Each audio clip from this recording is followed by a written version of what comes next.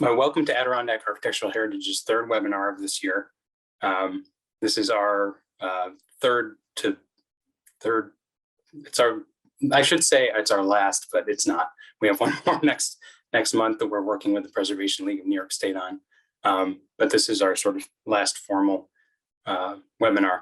So we're thrilled to have so many of you on the call tonight and it's taking the time to join us. It's wonderful to see. I think over 100 people have signed up for this, so that's great. My name's Nolan Kuhl. I'm the Educational Programs Director at Adirondack Architectural Heritage, or ARCH, as you can see that we're sort of known. And tonight you'll hear from Dr. Jeff Hall, who's a North Country native and is also assistant professor at Queensborough Community College, which is part of the City University of New York system. Dr. Hall will be sharing a presentation and discussion tonight on the subject matter of his recent book, A Prison in the Woods, Environment and Incarceration in New York's North Country, which was published in 2020 through University of Massachusetts Press. So I encourage you all to grab a copy if you can. It's a wonderful and well-researched book. And it's a fascinating and deep dive into the intersections between environmental policy and the development of state and federal sites of incarceration in the Adirondack Park. And beyond that, also a bit about the unique histories of many of the historic buildings around these sites, and also the role of incarcerated labor in the region as well, which I anticipate that Dr. Hall will talk to us about tonight. Thanks, Nolan, and I want to thank Aaron Tobin as well, the Executive Director of ARCH, for inviting me, and I want to just say how much I appreciate Nolan and Aaron. I've gotten to know them both over the past few months, and I've become an ARCH member, and I'm really excited to be able to talk with you all this evening. So I'm looking forward to your questions at the end. So I just have to do this. New York's North Country abounds with places both built and unbuilt that preserve, represent, and interpret the region's long and complex history. The stories these sites tell, in my view, generally fall into 5 categories. Seemingly countless roadside plaques, museums, fortifications, and stabilized ruins serve as a constant reminder of the North Country's long history of hosting large military bases and numerous wartime skirmishes and battles. Sites commemorating local moments from the French and Indian War, the American Revolution, the War of 1812, and the Cold War are ubiquitous across the region. In fact, I think it's fair to say that for many residents and visitors, military history and North Country history are one and the same. Though perhaps not as awe-inspiring as Fort Ticonderoga, the State Forest Preserve, constitutionally protected as forever wild since 1894, is a living monument to the Adirondacks' pivotal role in the creation and implementation of the nation's first conservation laws. Whether they realize it or not, visitors using Adirondack Forest Preserve lands for recreation are also traversing a place of great historical significance. While the Wild Center in Tupper Lake and the Adirondack Experience in Blue Mountain Lake each do an excellent job of introducing visitors to the Adirondacks' place in conservation history, reframing the forest preserve itself as a historic site, especially for folks who might bypass those museums, is a project worth pursuing. On a similar note, the Olympic facilities in Lake Placid also perform multiple duties. In addition to serving guests and hosting athletic competitions, they also preserve and represent the village's more than century-old legacy with international winter sports. The Lake Placid Olympic Museum, meanwhile, houses an excellent collection of artifacts from the 1932 and 1980 Winter Games, in addition to its vast archive of historical documents, which I've used in my own research and which were actually very important for one of the chapters of the book. Much like the Forest Preserve, Lake Placid's Olympic sites and museum serve as a living memorial to a history whose final chapters have yet to be written. And if anyone has been in the Lake Placid region recently, you would know that that community is preparing to host the World University Winter Games about a year from now. Thanks to the fine folks at historic Saranac Lake, the Adirondacks' long history as a health resort for folks suffering from tuberculosis is acquiring a more prominent position in the area's historical landscape.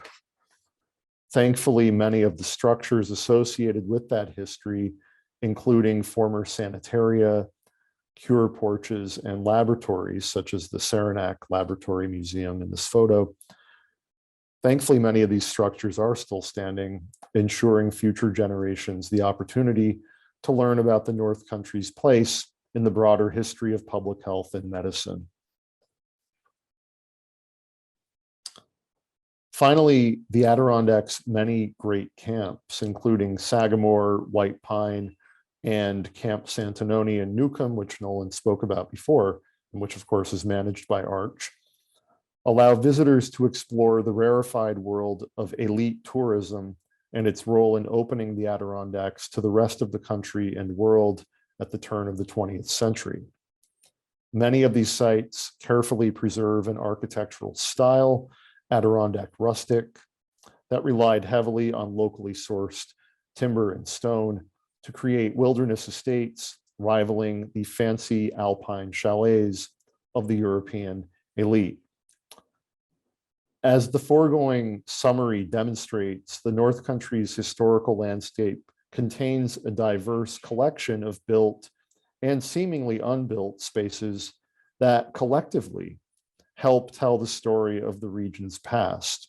However, the story is not complete. Incarceration has been a feature of North Country life for 177 years. By comparison, environmental conservation, winter sports, tuberculosis sanitaria, and elite tourism are relative newcomers. There are prisons, as you can see in this map here. Some are open, some have closed, scattered all across the region. And yet these facilities and their history have remained largely inaccessible to the public. What stories could these prisons tell if the public was allowed inside? I'm going to focus on 3 of the North Country's prisons. Clinton Correctional Facility, I'm not sure if you can see my arrow here, but I'm holding it over Clinton. In the Clinton County village of Dannemora, a maximum security prison that opened in 1845 and still operates to this day. Gabriels Correctional Facility in the Franklin County hamlet of Gabriels, a minimum security prison that operated from 1982 to 2009. And Lion Mountain Correctional Facility in the Clinton County hamlet of Lion Mountain, another minimum security prison that operated from 1983 to 2011. And I'm going to try to emphasize 3 main points. The structures at each facility represent the layered histories of the communities they inhabit. That's my first point that I'm going to try to show here. Second, the design of each complex is a product of both correctional and environmental planning that more often than not aimed for a seamless blend between town and prison. And finally, the environment, both built and quote unquote unbuilt, surrounding each prison constitutes an architectural legacy of incarceration built with the blood, sweat, and tears of New York's poor and people of color. I'll begin in Dannemora. Plagued by overcrowding and cost overruns at its existing prisons in Auburn and Sing Sing, Albany lawmakers in 1844 chose an uninhabited spruce forest in central Clinton County to build the state's next prison. Aiming to keep the facility financially solvent, state leaders planned to build and operate an iron mine on the prison grounds. There, poorly paid incarcerated workers would mine, process, and manufacture iron and iron-based products for sale in domestic markets. Accordingly, building what came to be known as Clinton State Prison, which was later renamed, as you can see, required environmental transformations above and beyond constructing a mere prison.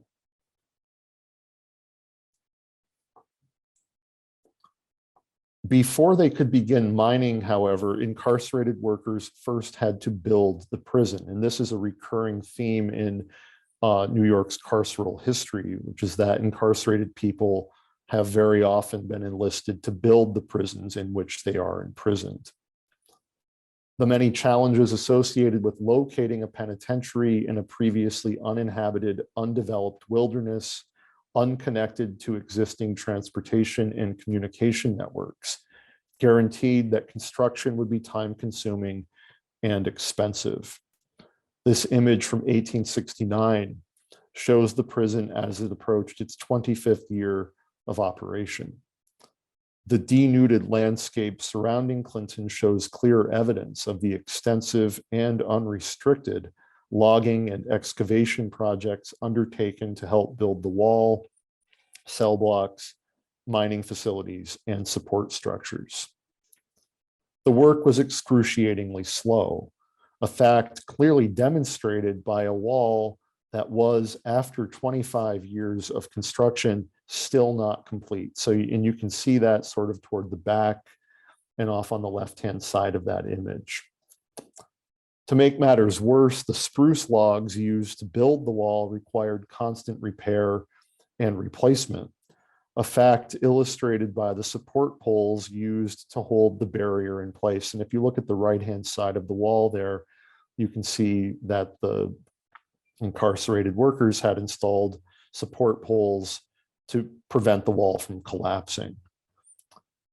Nevertheless, despite these challenges, the smoke billowing from behind the wall, and you can see some sort of light-colored and black smoke there, the smoke showed that incarcerated workers had succeeded in transforming a rugged wilderness into a modern industrial/carceral workplace inside a penitentiary.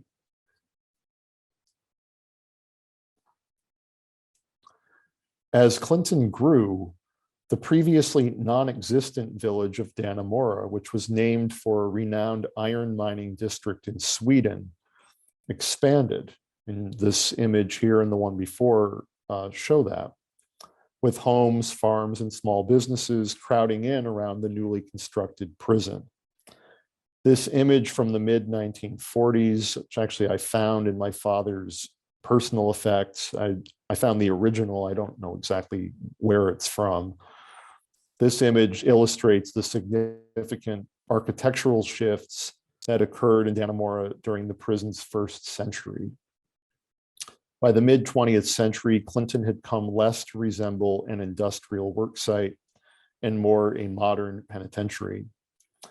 The rickety wooden stockade was replaced with a higher concrete barrier, which you can see here, that surrounded the facility on all four sides. As this image shows, a new state hospital constructed of stone and cement for incarcerated people diagnosed with tuberculosis took its place alongside the original prison. And this facility today is known as the Clinton Annex.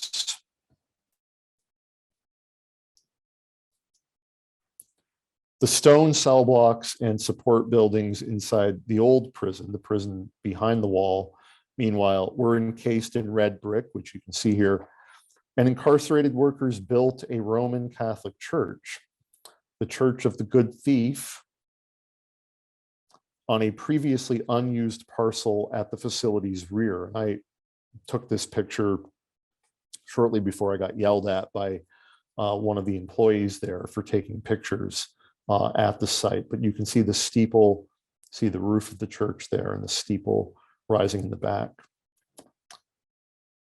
Outside the prison, meanwhile, a growing population continued clearing land for the construction of new homes, most, as is still true today, fabricated with wood.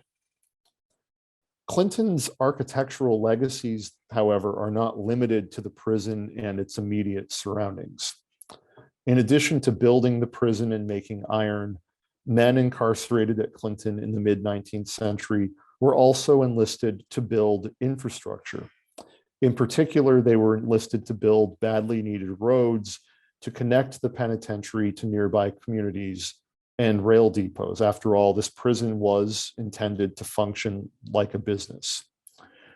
One of these highways was the Plank Road, which was a wooden conduit that linked Clinton to a rail station located just to the north of Dannemora in the hamlet of Ellenburg Depot. Still carrying travelers today, the Plank Road serves as a living reminder that in the North Country, the architecture of incarceration very often includes infrastructure located far beyond a prison's walls. We'll travel next to Gabriels. When New York was again plagued by prison overcrowding in the 1970s and 1980s, state correctional planners embarked on a desperate search for abandoned residential institutions that could quickly and easily be repurposed as prisons. There was no plan to engage in decades-long construction as they had at Clinton. By the time state leaders identified the former Catholic tuberculosis sanitarium in Gabriels as a potential prison site in 1981, there were 3 penitentiaries operating in the Adirondacks. Clinton, of course, which we just talked about, which opened in 1845, Adirondack Correctional Facility in Ray Brook, a state prison that opened in 1976 inside another former tuberculosis hospital, and the Federal Correctional Institution, Ray Brook, which opened in September 1980. And this facility, for folks who aren't familiar, originally served as the Olympic housing for athletes who participated in the 1980 Winter Olympics in Lake Placid. The successful repurposing of the former tuberculosis hospital in Ray Brook as a minimum security prison, that one I just told you about that opened in 1976, that repurposing inspired state correctional leaders to undertake a repeat performance in Gabriels. Unlike the former state-run hospital in Ray Brook, the complex in Gabriels was in private hands. Opened by the Sisters of Mercy in 1894, the facility served as a tuberculosis sanitarium until its closure in 1963. 3 years later, nearby Paul Smith's College purchased the property and used it for dormitory and classroom space. By the early 1980s, however, the high costs of operating the complex amid declining enrollment prompted Paul Smith's to place the 225-acre property up for sale. The State Corrections Department swooped in, offering to buy the property and convert it to a minimum security prison, and this happened in May of 1981. Residents nearby, angered at the prospect of sharing their community with the penitentiary, mounted a stiff resistance, delaying the prison's opening until late August of 1982. Little did opponents know at the time, however, that their opposition would figure significantly in shaping the new prison's architectural and environmental legacies. Unlike what many residents had feared, the prison in Gabriels was never destined to become a second Dannemora. No protective fencing or wall was ever built. There were no polluting industrial facilities on site, and the prison's opening did not portend the decline of forest cover to make way for new private homes and businesses.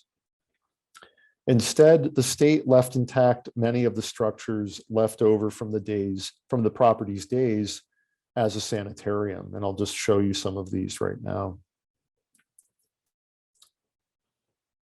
As these photos show, men incarcerated at Gabriels were housed in buildings that, while renovated on the inside as prison cells, retained exterior features, including handcrafted stonework and a well-preserved root cellar, as you can see here, that would have looked familiar to folks who worked and cured at the old sanitarium.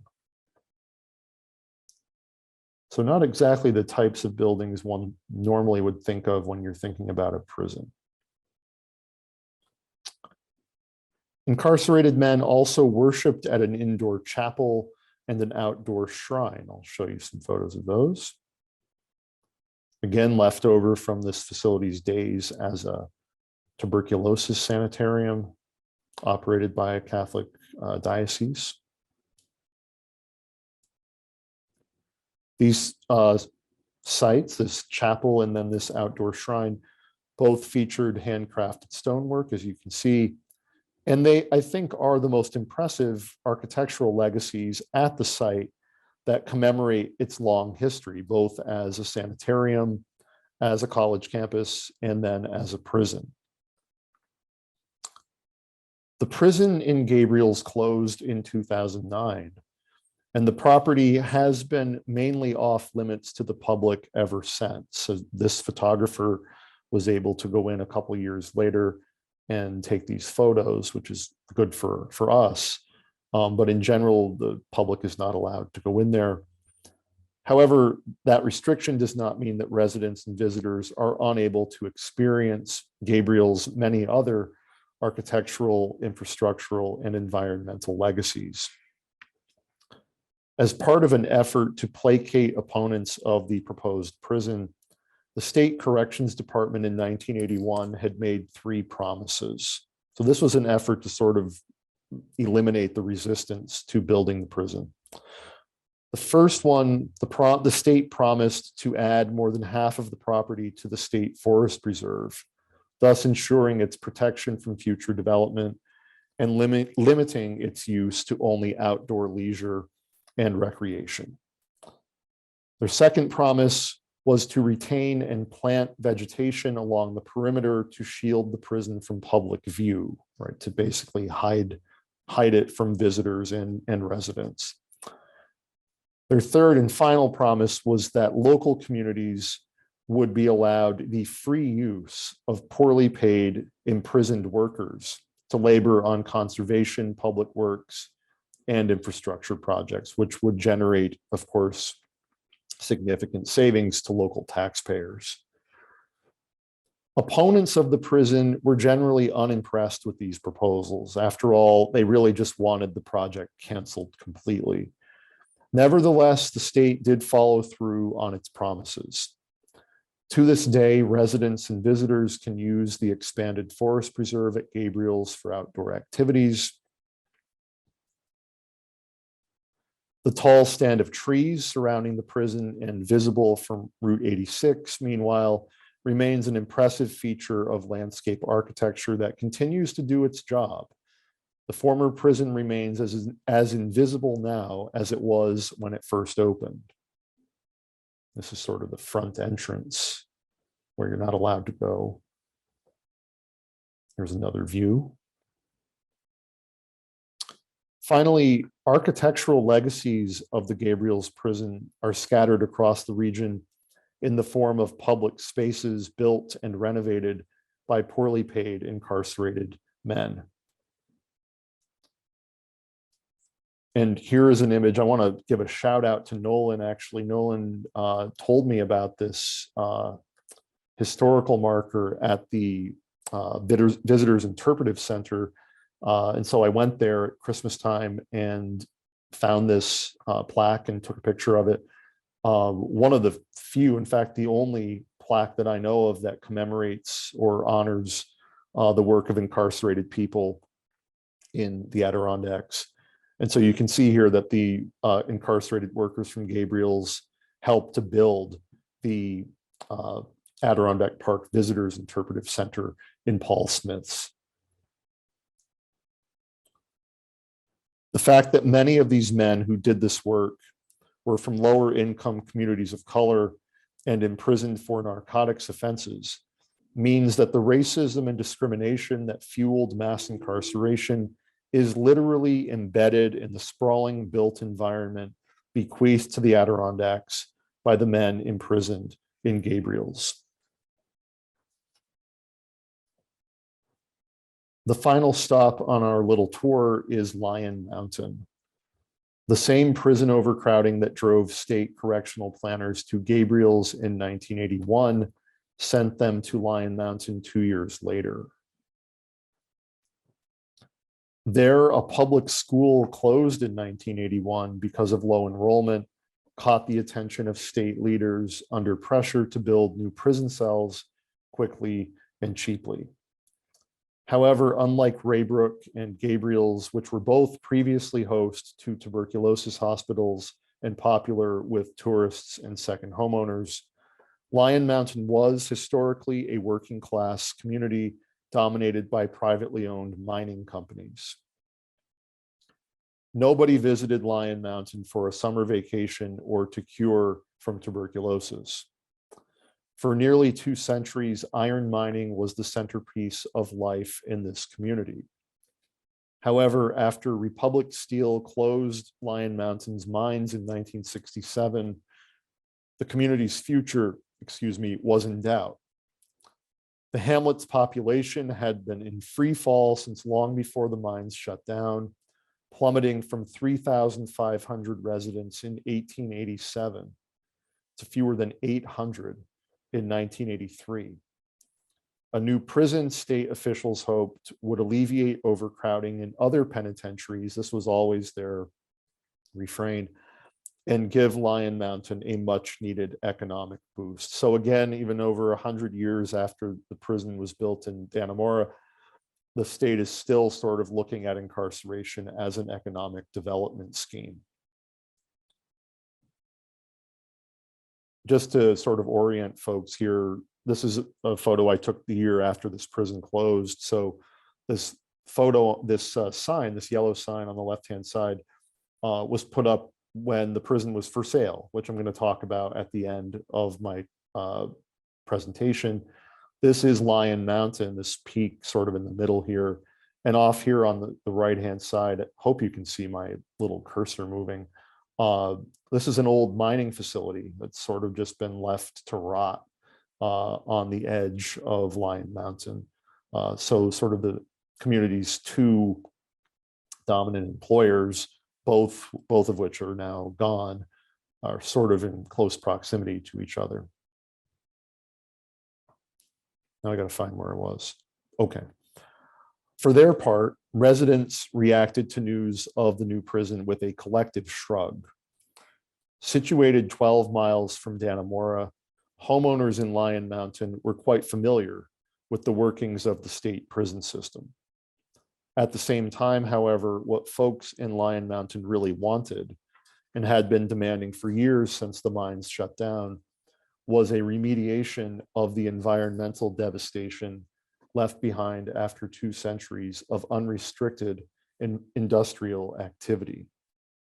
In particular, Lion Mountain residents hoped that potential new developers would help rebuild local fresh water and sewage removal systems long neglected by the community's former corporate rulers. The state, for its part, planned to transform Lion Mountain's shuttered school into a minimum security prison with modern water and sewage systems that, to residents' great disappointment, would be available only to users at the prison. Lion Mountain, littered with rusted mining equipment, abandoned industrial buildings, piles of unsecured ore sand, and I can show you, this is another photo I just took a couple years ago. This is what's left of what used to be a mountain of ore tailings and ore sand left over from centuries of mining. Used to be a peak at the top of this pile, actually. Abandoned industrial buildings. You see another view of the same buildings I showed you before. Crumbling roads and sidewalks, which back in 1983 they were, and an unreliable waterworks, which I just described. this community would remain as unhealthy and unsafe as ever, prison or no prison. Upon purchasing the property in 1983, the state promptly repurposed Lion Mountain's former school as a minimum security prison. You can see the school there in the center, and then the state added these support buildings, cell blocks and gymnasium and other structures that I'll show you in a second. New construction followed, including support structures built next to the old school. See a little bit of that here. And new fresh water and sewage treatment facilities located in a residential neighborhood away from the prison grounds. So, and this prison, unlike the one I just showed you, talked about in Gabriels, this one's fully visible and you can walk right up to it, take pictures, look around.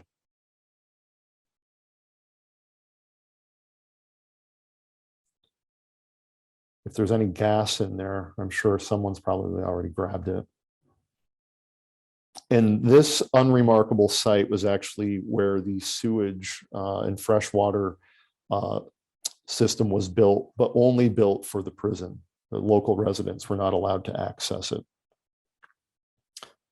As you can see from these photos, no attempt was made to shield this prison from public view by installing a wall or a vegetative screen. In a community already scarred by 2 centuries of environmental destruction, there seemed little need to guard Lion Mountain's existing aesthetic from additional prison-induced harm. At the same time, however, since the prison bore none of the hallmarks of a traditional penitentiary, there was little risk of it becoming a gaudy eyesore. After all, as the photos demonstrate, the former school very much continued to resemble a school long after the prison's opening, and I'm sure the irony of that was completely lost on the planners. As had happened in Gabriels in 2009, declining prison populations prompted the state to close its correctional facility in Lion Mountain in 2011. However, unlike at Gabriels, the former prison in Lion Mountain is as visible to the public now as it was when the public school opened back in 1939. Visitors may walk the grounds. Whether this is legal, I can't really say. I've been there many times.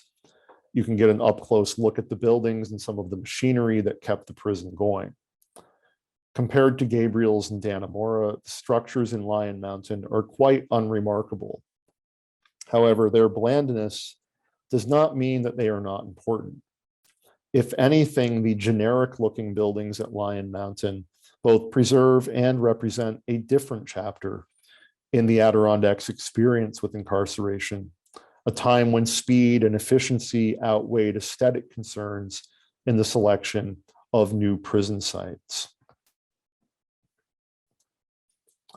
The fact that the former prison is now deteriorating, even this small stone monument that was installed in 1998 is crumbling. So even an attempt at history, I guess you could say, is falling apart. So the fact that this former prison is now rusting, deteriorating, much like the former mining facilities that literally overshadow the old prison, this should sound the alarm bell for anyone interested in using the built environment to tell the story of incarceration in Northern New York. However, as was true of Dannemora and Gabriels, the architectural, infrastructural, and environmental legacies of the prison in Lion Mountain extend far beyond the prison itself. For nearly 3 decades, men imprisoned at Lion Mountain, many of them from lower income communities of color, participated in a wide range of conservation, public works, and infrastructure projects in nearby towns and villages. I'll highlight just one example. There wouldn't be time to go through all of them. After a fire in the early 1990s caused extensive damage to the nearby Northern Adirondack Central High School, men incarcerated in Lion Mountain helped with both the cleanup and reconstruction. I think it's safe to say that students and staff working at Northern Adirondack today are probably unaware that their school is and always will be part of the North Country's extensive carceral landscape.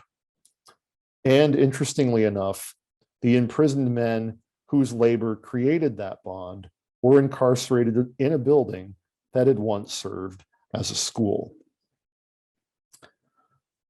I'll end with some hypothetical questions and some ideas. First, my questions. How would folks react if the state proposed to sell the forest preserve to private resort developers? Or instead of the forest preserve, maybe the fortifications at Crown Point? If we face the prospect of losing the structures, whether they appear artificial or natural, that help tell the region's history and inform its identity, how would we react? I ask these questions because we are at risk of losing a significant chapter of North Country history before it has a chance to even be told. Let's face it, many folks who visit historic sites and museums don't read books. Many people learn history by visiting the places where it either transpired or where its artifacts are stored. Since 2009, the Adirondack region has been undergoing a process of decarceration. 4 prisons, Gabriels, Lion Mountain, Chateauguay, and the Clinton Annex in Dannemora have already closed. And a 5th, the Shock Incarceration Facility in the Essex County village of Moriah, is closing this month. The shuttered prisons in Gabriels, Lion Mountain, and Chateauguay have already been sold to private developers. The future of the Clinton Annex and Moriah is still up in the air. And this slide, I'm just showing you, this was an advertisement. I actually took this photo, I guess in 2018, when the former prison in Chateauguay, which had closed that year, was put up for sale. And an auction was held that July. And as you can see, you could buy a state prison for $100,000. What would be lost if these facilities and potentially others in the future were simply sold off to the highest bidder and repurposed without attention paid to their historic value? For starters, as my presentation has hopefully shown, these sites were not only prisons. Both the structures at each prison and the built and unbuilt environments on their outskirts represent a unique architectural heritage that, I would argue, is pivotal to understanding the history of Northern New York. The uniqueness of these places, however, is not limited to the design of their buildings or their broader environmental and infrastructural impacts. These places served as a stage upon which the racial, ethnic, and class tensions that define American society were played out on a daily basis. These were places where human beings, many of them lower income and people of color, were wrongly imprisoned, exploited, abused, tortured, and killed. North Country prisons were also sites of psychological trauma that harmed generations of incarcerated people, correctional employees, and their dependents back home. And as I have shown, the exploitation of imprisoned workers has been pivotal to the shaping of environments far beyond the walls of the region's prisons. How will this important and necessary history be conveyed to the public if these places are repurposed with the same regard to preserving the past that Family Dollar demonstrates when they take over an old Rite Aid? Or, as some on the far right would prefer, should we just pretend this history never happened? The ball is in our court, but our time is running short. Thank you for listening. And here is some information about my book. Thank you. Thank you so much, Dr. Hall. What a absolutely fantastic, and I hope I speak for everybody, really fantastic talk. Stop sharing. Really deep discussion on a subject that's clearly important to think about and consider in our own day. And that piece at the end, I really love how you show how buildings can really be a window into understanding how the past meets the present in so many ways. So, so thank you so much for a wonderful talk. Oh, thank you. Believe it or not, we don't have any questions yet, but Okay, if well, anyone Larry. wants to jump in using the Q&A or the chat, feel free. I imagine they were listening pretty intently at your talk. It's so interesting. Or eating dinner. Or eating dinner, that too. I guess I'll kind of start, with one I had. I had the great, pleasure of reading your book.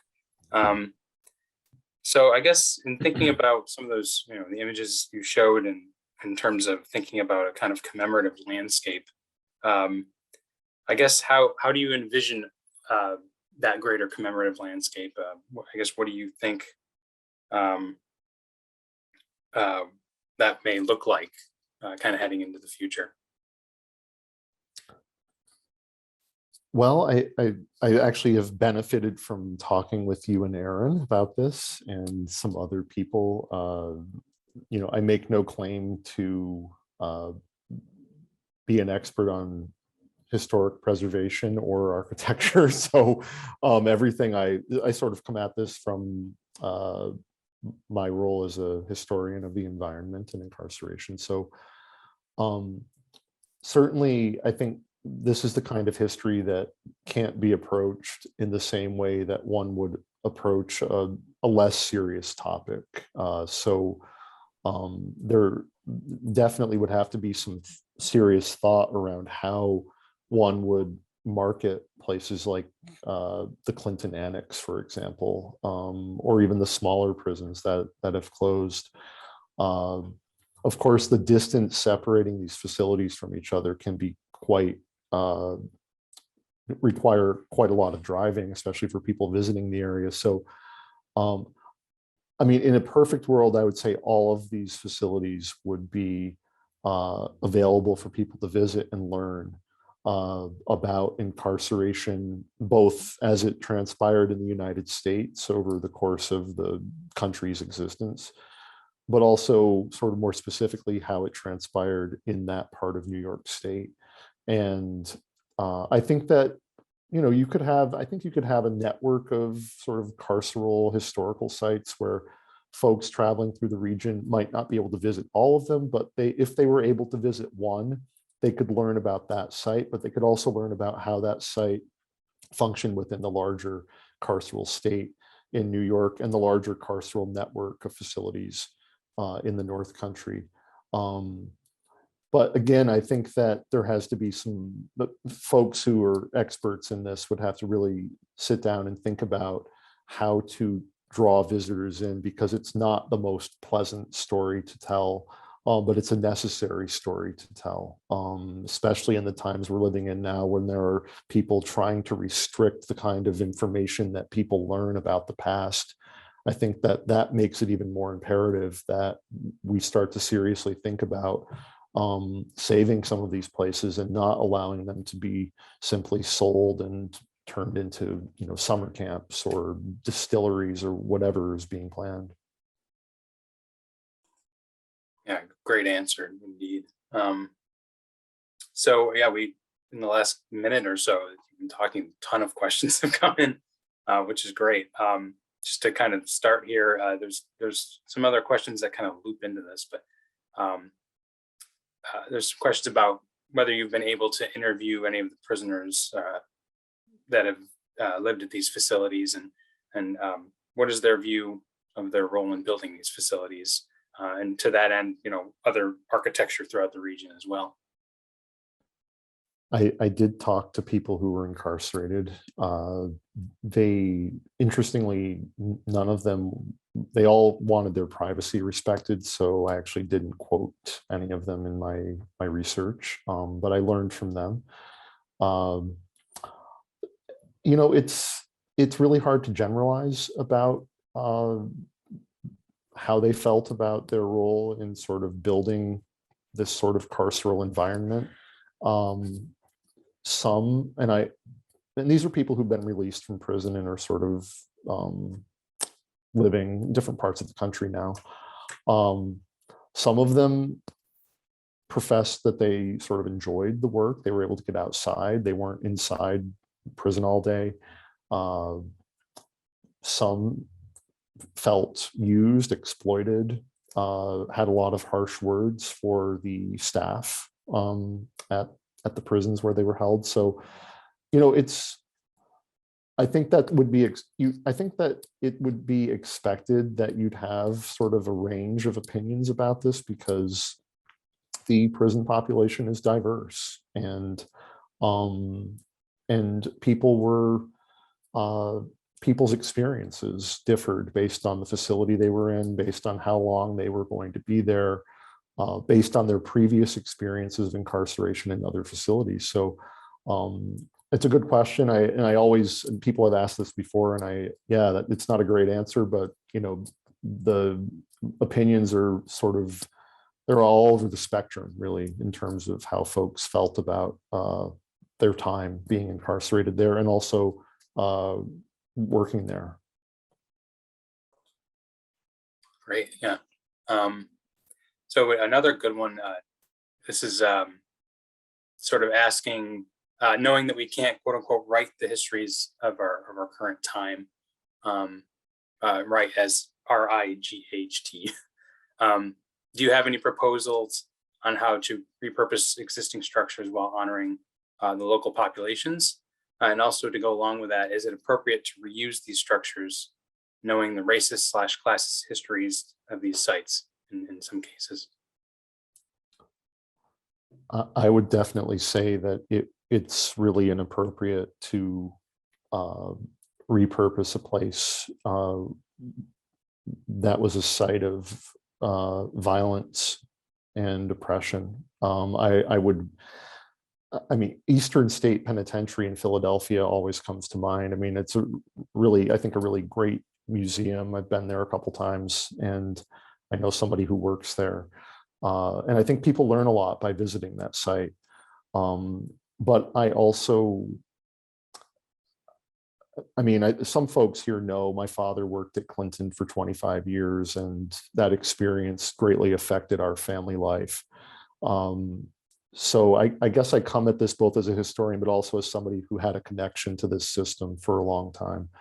And I think it would be really, I think we'd lose something really significant if a place like the Clinton Annex, or even Clinton, if it ever closes, were to be torn down or were to be turned into some kind of prison museum historic site that sort of is kitschy and focuses on bringing people in and, for entertainment, and has like Halloween shows and that sort of thing. I think would be a huge dishonor, not just to the people incarcerated there, but at Dannemora, to the people who were executed there. That was where New York's death row was for many years. To people who were killed there, people who, as a result of psychological trauma, lived with lifelong depression and mental illness.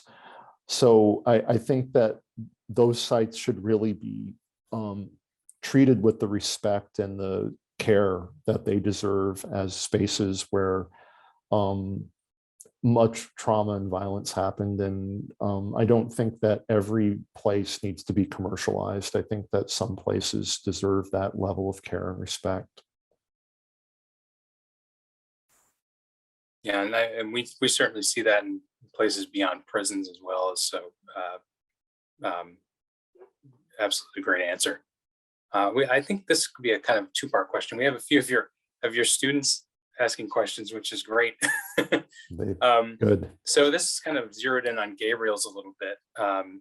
One of your students is asking that you mentioned Gabriels was off limits to the public. Was this a concern out of safety or something more along the lines of historical censorship? And to kind of go along with that, another question was, what do you think will happen at Gabriels? Good question. Thank you, student, for the question. I can't see who asked, but thank you. Thanks for coming too. So that site was purchased. And I think that's the reason why it's off limits, because it actually is in the process of going back into private hands. So that prison closed 13 years ago, but, and it was sold. It's actually sold to a developer that wants to turn it into a summer camp.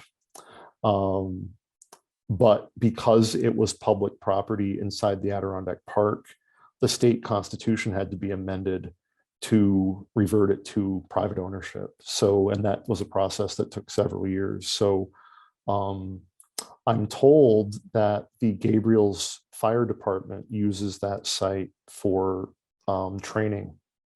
And I was actually told if I wanted to go and visit, I could go while they're there doing their training. So it is used, but the buildings have lain dormant for the past 13 years. I don't really know what condition they might be in, whether they've decayed or deteriorated. It looks like it's going to become a summer camp. And this is very concerning. There were, and I documented this during my research, there were people who died by suicide at that prison. So again, like we have a site that holds within it a history of violence.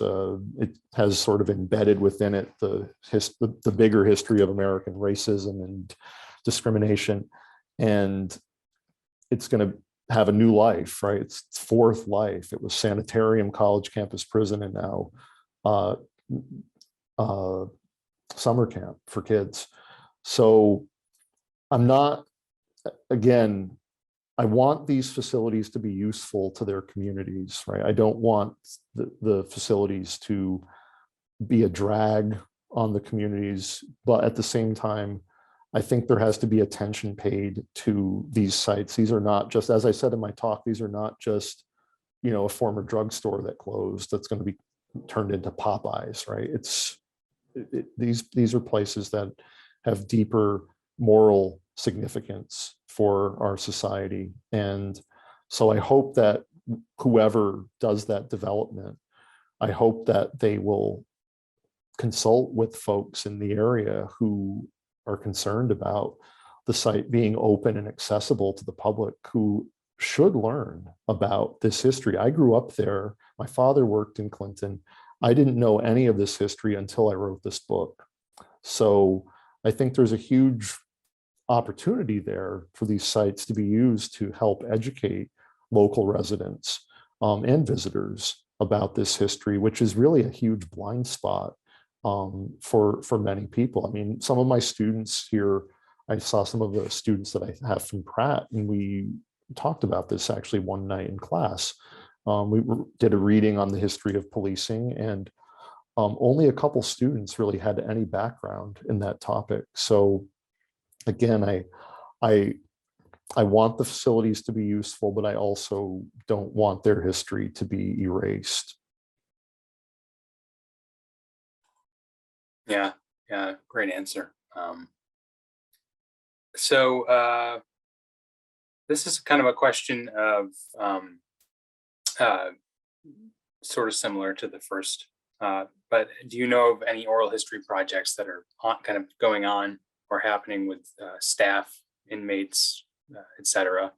Have those folks been interviewed for some kind of oral history project? That's a very good question. That I'm aware of, there are none ongoing with folks who are still incarcerated or still working in the prison system. I can say though that I had a meeting yesterday with the executive director and some of his associates, this group, the Sing Sing Prison Museum, which is in the works, which will be opening in 3 years. Sing Sing Prison, of course, is one of the oldest prisons in New York, just about 40 miles from New York City. And that group is actually starting to do some of that work, of not with people who are incarcerated, but people who were incarcerated at Sing Sing. And as I said, I've talked to, I've done a little bit of that myself. When I was doing the research, I did talk to some formerly incarcerated people. It's very hard to talk to people who are in prison. You can write them letters, which of course are read by the staff, and they can respond to you, and those are also read by the staff. So it is possible to communicate with people who are in prison in that way, but it's subject to censorship, right? So oral history projects that are going on that I know of are with people who are already out.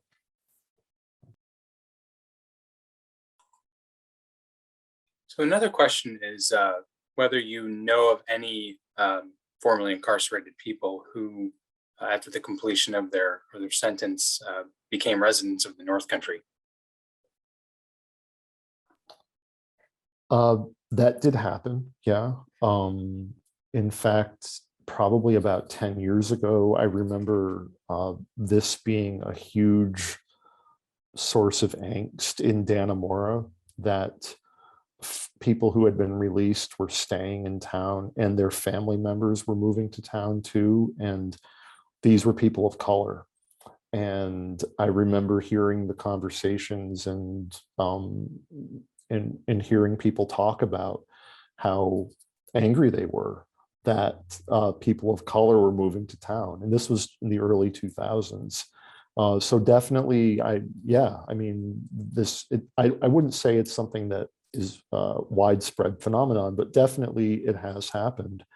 And interestingly, when those prisons were being built in the 1970s, 80s, and 90s, this was one of the big areas of concern for people who were opposed to the prisons, was that the family members of incarcerated people would move to the North Country. And I saw this repeatedly in my research, that they would move to the North Country and that they would go on welfare and that they would drain local public assistance funds, of course, under the assumption that all incarcerated people's family members were, on public assistance. And of course, that was sort of racist code that was being deployed there. So yeah, I mean, it has happened. And I think for our history, I think it's important to know that that fear was part of the conversation when the prisons were being built.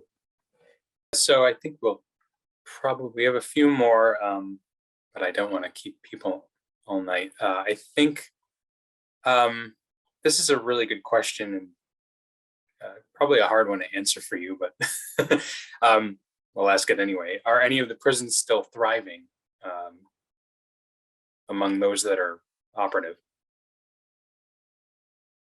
I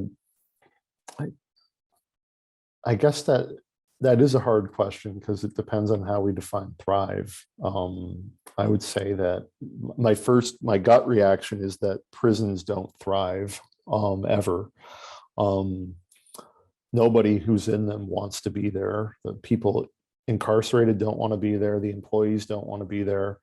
Nobody wants to be there. So people are there, but I would say that right now we're going through this period of decarceration. Prisons across the state have closed. The prison population has dropped significantly.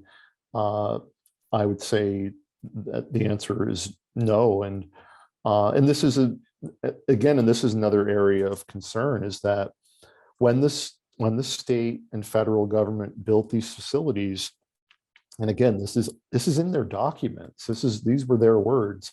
They constantly promised, we will never have to close these places down. They'll be open forever. This problem is not going away. We're going to have to always require prisons, like, don't worry, you'll have recession-proof jobs till the end of time. And of course, that hasn't turned out to be true. And the problem, I think, on the other side of this story, for the communities and for the people who work in those places and their dependents, is that the state has simply closed the doors when they shut these places down and walked away.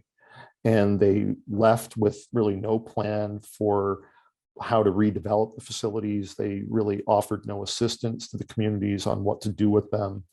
And that was a shame. And I mean, the new governor, or newish governor, Governor Hochul, is actually starting to address those concerns now. But during the governorship of Governors Spitzer and Patterson and Cuomo, the state closed the prisons, locked the doors, and left. And so I would say that the communities will thrive when the prisons are closed. They'll have a chance to thrive. They'll have a chance to breathe and maybe envision some future that doesn't involve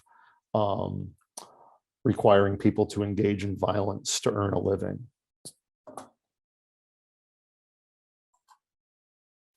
Very poignant answer. Just kind of moving along here, somebody wanted to let you know, and is sort of making a comment more than a question. Wanted to let everybody know, I suppose, that the Lyon Mountain Museum includes mention of the prisons there, and also talks about Dannemora as well. So thank you for that. And someone was asking, or just would like to know more broadly. This might be a good chance to plug your book. If you don't want to do it, I will. But wants to know more about sort of the public works and infrastructure in local communities that these incarcerated folks worked on. They worked on everything.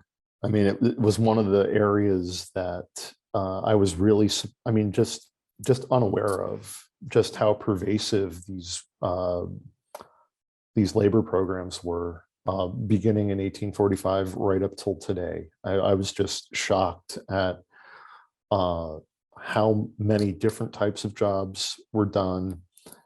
The communities far afield from where the prisons are actually located, where the work was being done. So the ski, for example, just to give some examples here that folks will probably have some familiarity with, the ski trails at Whiteface for the 1980 Winter Olympics for the downhill competition were widened in violation of the state constitution, by the way, but they were widened by men who were incarcerated in Ray Brook. Men incarcerated in Ray Brook helped the Lake Placid Olympic Organizing Committee assemble and distribute commemorative posters like the one behind me here, rolled them up, put them into tubes, and mailed them out. As I showed the photo earlier of the Vic in Paul Smith's, Nolan, again, thank you for telling me about that plaque. They built ski trails, they built hiking trails, small public parks. They participated in flood control and soil conservation projects. Girl and Boy Scout camps were renovated and refurbished by them. Even local public libraries, churches, Paul Smith's College used in prison labor in one of its dormitories. I found hundreds of different projects. I have a box at my office that the DEC sent me a few years ago, and it's just pages and pages of the documents sort of detailing, okay, 1989, here are all the projects that the men at Gabriels are going to do. And it's sort of broken down month by month, week by week, day by day. And the projects, it's just all over the place, all kinds of different projects that they did. And they did the work for about $1 a day. So that's important for us to remember. It wasn't just, they're out there doing work, they're being exploited. And they're, again, men of color, lower income men, some convicted based on false evidence, many convicted of offenses related to narcotics possession, shipped up to the North Country. Their, as I said, blood, sweat, and tears is in that landscape, is there. It's invisible in many cases, but it's there. Yeah, and even kind of close to home for us, I don't know the exact details, but when we purchased the 1849 stone mill behind our building in Keysville, again, I don't know the details specifically, but there was incarcerated labor from Mariah Shock that tore up the floor in the bottom floor of the stone mill. So even projects like that have touched us in a lot of ways. So, and Nolan, could I add just a word about that? Sure. One other point that I noticed doing the research, and I didn't really dwell on this in the book, but it is something that I think is worth mentioning, is just how that prison labor became normalized in the North Country. And you can see that if you track the way that the prison labor was described in local newspapers. When it first started, like, in the mid to late 70s, when these projects were first getting underway, there was a lot of, discussion about it. It was something new. It was more widespread. In prison, people were out in communities doing these jobs, and it was something new, and it was worth reporting on. But over time, it just became so pervasive that the descriptions became very sort of general. So, like, I remember in 2018, there was a fire at the Altona Flat Rock, a forest fire, and the description in the newspaper just said, local inmates helped fight the fire, as if that was nothing, as if that was just a normal, natural way of doing things, as if it wasn't worth remarking upon that incarcerated people who were being paid $1 a day were being sent out to fight a forest fire. So I just wanted to add that the way that the news media has covered this part of local history, I think, has affected the way that residents look at this, that many people don't have a problem with it, that they don't see it as an issue, that local communities have exploited imprisoned workers for their own benefit. Yeah, thanks for that note, for sure. I think this will be the last question. I don't want to hold people here too long, but I think it's a good one to end on. Someone is asking if there's sort of an organized effort to save any of these places that are potentially in danger, and if there's sort of any groups involved in that effort. Well, Nolan and Aaron and I are talking about it. We've talked about it a few times, and I would say anybody who's interested in joining that effort they'll more than welcome to contact me. I, again, don't have any expertise in this, but it's something that is near and dear. And yeah, I would say if it's something that interests you, if you have an interest in what these places become and how this history is interpreted and how it's told, yeah, get in touch. I mean, I think it's sort of right now, Nolan, you can jump in, but I'd say it's sort of, we're finding our legs right now. Yeah, for sure. And this is certainly something that's new, and for us, it's definitely a conversation in its infancy. But with the closure of Mariah Shock, for example, it's something that's gotten us thinking about not just, of course, like I mentioned earlier, not just the architecture of a place, but what does vibrancy look like in that place, and how can we get there in the event of something like that. So yeah, thanks for pointing that out, Jeff. So I think with that, we'll kind of end on that note. And so thank you again, Dr. Hall, and for absolutely wonderful talk. Thank you very much. Thanks for the invitation. Absolutely. Yeah. Thanks for joining us. And thank you, everybody, for joining us tonight that was on the call, and for some fantastic questions as well. And remember to, this is of course a shameless plug, but we've offered these webinars for free, but please consider, a small donation if you think about it. And I think Aaron could provide the link in the chat. And also, you'll note that Dr. Hall mentioned, and I think it was in the chat as well, that you can get his book with a discount code from University of Massachusetts Press tonight through this talk, which is great. So thank you for that, Jeff. Yeah, the discount is good until the end of the year, and the free shipping as well is good through the end of the year. So Christmas presents, right? There you go. It's a bargain. Yeah. Well, thank you so much, Jeff. We appreciate it. And Thank you. Be well, You stay too. safe, and this goes for everyone. Stay warm as well. Yeah. And thank you, everybody, so much, and have a fantastic night. Have a good night. Thanks.